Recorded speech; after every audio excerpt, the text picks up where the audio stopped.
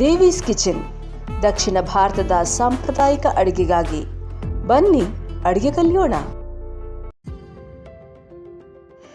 ಸಮಸ್ತರಿಗೂ ನಮಸ್ಕಾರ. ದೇವೀಸ್ ಕಿಚನ್ಗೆ ಆತ್ಮೀಯವಾದಂಥ ಸ್ವಾಗತವನ್ನು ಬಯಸ್ತಾ ಇದ್ದೀನಿ. ನಾನು ಶ್ರೀದೇವಿ. ಬೇಸಿಗೆ ಅಭವ, ಎಷ್ಟೊಂದು ಬಿಸಿಲು ಅನಿಸುತ್ತಲ್ವ. ಈ ಬಿಸಿಲಿಗೆ ನಾವು ಎಷ್ಟು ತಂಪಾದ ಪಾನೀಯಗಳನ್ನು ಕುಡಿದ್ರೂ ಸಾಕಾಗಲ್ಲ ಅನಿಸುತ್ತೆ.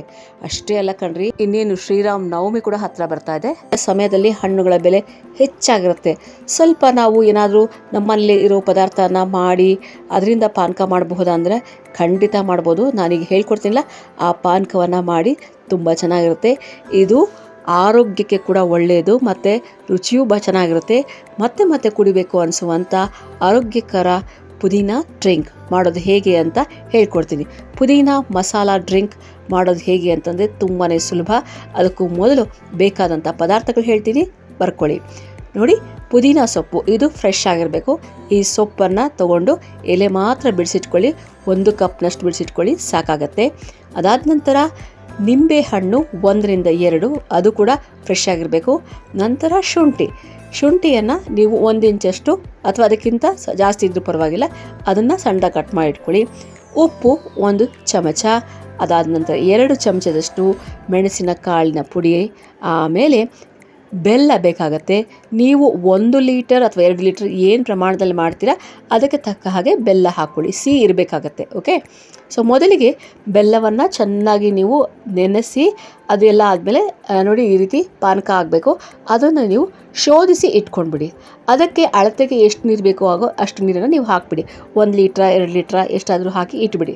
ಸೊ ಅದ್ರ ಕತೆ ಆಯಿತು. ಈಗ ಮಿಕ್ಸಿ ಜಾರ್ಗೆ ನೀವು ಶುಂಠಿಯನ್ನು ಸಣ್ಣದಾಗಿ ಕಟ್ ಮಾಡಿ ಹಾಕ್ಕೊಂಡು ಮತ್ತು ಪುದೀನ ಎಲೆಗಳನ್ನು ಹಾಕ್ಕೊಂಡು ಇದನ್ನು ನೀವು ಚೆನ್ನಾಗಿ ಫೈನ್ ಪೇಸ್ಟ್ ಮಾಡ್ಕೋಬೇಕಾಗತ್ತೆ. ನೋಡಿ, ಚೆನ್ನಾಗಿ ನುಣ್ಣಬಿಡಿ, ಚಟ್ನಿ ಥರ ನುಣ್ಣಗೆ ಮಾಡಿಬಿಡಿ. ಈ ರೀತಿ ನುಣ್ಣಗಾದಂಥ ಪೇಸ್ಟನ್ನು ಅಷ್ಟನ್ನು ನೀವು ಈ ನೀರು, ನಾವು ಬೆಲ್ಲದ ನೀರು ಏನು ಇಟ್ಕೊಂಡಿದ್ದೀವಿ ಆ ಬೆಲ್ಲದ ನೀರಿಗೆ ಹಾಕ್ಬಿಡಿ. ಇಲ್ಲಿ ಅರ್ಧ ಕೆಲಸ ಆಗೋಯ್ತು. ಸೊ ಎಲ್ಲವನ್ನು ಹಾಕಿ ಜಾರನ್ನ ಚೆನ್ನಾಗಿ ತೊಳೆದು ಹಾಕಿ ಆಗೋಗುತ್ತೆ. ಜಾರ್ ತೊಳೆದಿದ್ದ ಕೆಲಸನೂ ಆಗೋಗುತ್ತೆ, ಯಾಕಂದರೆ ಅದರಲ್ಲೇನೂ ಇರಬಾರ್ದು. ಅದಕ್ಕೋಸ್ಕರ ನೀರು ಹಾಕಿ ಚೆನ್ನಾಗಿ ತೊಳೆದು ಒಂದು ಸತಿ ಕಲಿಸ್ಬಿಡಿ. ಚೆನ್ನಾಗಿ ಕಲಿಸಾದ್ಮೇಲೆ ಇನ್ನು ಉಳಿದಂಥ ಪದಾರ್ಥಗಳನ್ನು ಹಾಕುವಂಥ ಸಮಯ ಇದು. ನೀವು ಅಳತೆಗೆ ನೋಡಿಕೊಂಡೇ ನೀವು ಪದಾರ್ಥಗಳನ್ನು ಹಾಕಬೇಕು. ನೋಡಿ, ನಾನಿಲ್ಲಿ 1.5 ಲೀಟ್ರಷ್ಟು ಹಾಕಿದ್ದೀನಿ. ಅದಕ್ಕೋಸ್ಕರ 2 ಚಮಚೆ ಮೆಣಸಿನಕಾಳು ಕೂಡ ಹಾಕ್ಬಿಡಿ. ಚೆನ್ನಾಗಿ ಮೆಣಸಿನಕಾಳನ್ನ ಪುಡಿ ಮಾಡಿಕೊಂಡು ಅದನ್ನು ನೀವು ಹಾಕಿ, ತರಿ ಇರಬಾರ್ದು, ಫೈನ್ ಪೌಡ್ರು. ಮತ್ತು ಅದಾದ ನಂತರ 1 ಸ್ಪೂನ್ನಷ್ಟು ಉಪ್ಪು ಹಾಕಿ. ಆಮೇಲೆ ಅದಾದ ನಂತರ ನೀವು ಈಗ ನಿಂಬೆ ಹಣ್ಣನ್ನು ಹಿಂಡಿ. ಇದು ನಾನು ಮತ್ತೆ ನಿಮ್ಗೆ ಕಾಷನ್ ಕೊಡ್ತೀನಿ. ಹುಳಿ ಇಷ್ಟಪಡೋರಾದರೆ 2 ನಿಂಬೆ ಹಣ್ಣನ್ನು ಹಿಂಡ್ಕೊಳ್ಳಿ, ಚೆನ್ನಾಗಿರುತ್ತೆ ಇದಕ್ಕೆ. ಇಲ್ಲ ಅಂತಂದರೆ 1-1.5 ಅಷ್ಟು ಹಿಂಡ್ಕೊಳ್ಳಿ. ಹುಳಿ ಮೇಲೆ ಡಿಪೆಂಡ್ ಆಗುತ್ತೆ ಅಷ್ಟೇ. ಅದು ನೀವು ಸ್ವಲ್ಪ ಟೇಸ್ಟ್ ನೋಡೇ ಹಾಕಬೇಕಾಗತ್ತೆ. ಸೊ ಇದನ್ನು ಚೆನ್ನಾಗಿ ಹಿಂಡ್ಕೊಳ್ಳಿ. ಇದೆಲ್ಲ ಹಿಂಡಿ ಆದಮೇಲೆ ಕೆಲವರಿಗೆ ಬಾಯಿಗೇನು ಸಿಗಬಾರ್ದು ಅಂತಂತಾರೆ. ಸೊ ಆ ಥರ ಏನಾದರೂ ಇದ್ದಾಗ ಏನು ಮಾಡಬೇಕು, ಇಷ್ಟು ಹಾಕಿ ಕಲಸಾದ್ಮೇಲೆ ನೀವು ಶೋಧಿಸ್ಕೊಂಡ್ಬಿಡಿ. ಅದನ್ನು ಚೆನ್ನಾಗಿ ಫಿಲ್ಟರದಲ್ಲಿರ್ತ ಶೋಧಿಸ್ಕೊಂಬಿಡಿ. ಇಲ್ಲ ಪರವಾಗಿಲ್ಲ, ನನಗೇನು ಪರವಾಗಿಲ್ಲ ಅಂದರೆ ಈ ಬೀಜ ಮೊದಲೇ ತೆಗೆದಿರಬೇಕು. ನಿಂಬೆಹಣ್ಣಿನಲ್ಲಿ ಬೀಜ ತೆಗೆದುಬಿಟ್ರೆ ಇನ್ನೇನು ಪುದೀನ ನಿಮಗೇನು ಬಾಯಿಗೇನು ಸಿಗೋದಿಲ್ಲ. ಸೊ ಹಾಗಾಗಿ ಇದನ್ನು ಹಾಕಿದ ನಂತರ ಪುದೀನ ಮಸಾಲ ಡ್ರಿಂಕ್ ರೆಡಿ ಆಗುತ್ತೆ. ಸೊ ಕಲಿಸ್ಬಿಡಿ ಚೆನ್ನಾಗಿ. ಆದಮೇಲೆ ಇದಕ್ಕೊಂದು ಒಂದು ಎಕ್ಸ್ಟ್ರಾ ಫಿಟ್ಟಿಂಗ್ ಬೇಕು. ಏನಂದರೆ ಬೇಸಿಗೆ ಆದ್ದರಿಂದ ತಣ್ಣಗಿದ್ರೆ ತುಂಬ ಚೆನ್ನಾಗಿರುತ್ತೆ. ಹಾಗಾಗಿ ಹಾಕಿ ನಿಮ್ಗೆ ಎಷ್ಟು ಬೇಕೋ ಅಷ್ಟು ಐಸ್ ಕ್ಯೂಬ್ಗಳನ್ನು ಹಾಕಿ.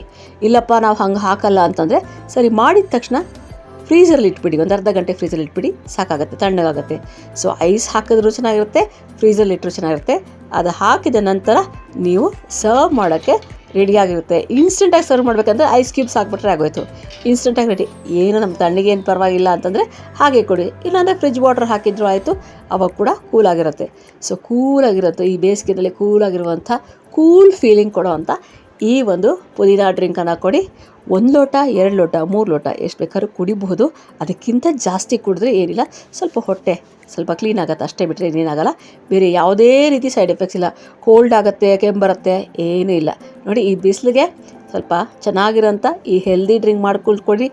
ಏನಿಲ್ಲ, ರಾಮನವಮಿ ಹತ್ತಿರದಿಂದ ಈ ರಾಮನವಮಿಗೆ ಕೂಡ ನೀವು ಇದನ್ನು ಮಾಡಿ ಜನಗಳಿಗೆ ಕೊಡ್ಬೋದು, ತುಂಬ ಚೆನ್ನಾಗಿರುತ್ತೆ.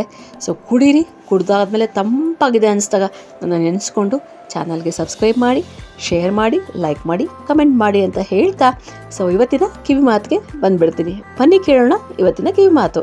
ಇವತ್ತಿನ ವಿಡಿಯೋದಲ್ಲಿ ನೀವು ಒಂದು ಒಳ್ಳೆ ಹೆಲ್ತ್ ಡ್ರಿಂಕ್ ಮಾಡಿ ಕುಡಿಯೋದು ಹೇಗೆ ಅಂತ ಕಲ್ತ್ಕೊಂಡ್ರಲ್ಲ, ಹಾಗಾಗಿ ಆರೋಗ್ಯದ ಬಗ್ಗೆನೇ ಒಂದು ಸಣ್ಣ ಮಾಹಿತಿಯನ್ನು ನಿಮ್ಗೆ ಕೊಡೋಣ ಅಂತ ಅಂದ್ಕೊಂಡಿದ್ದೀನಿ.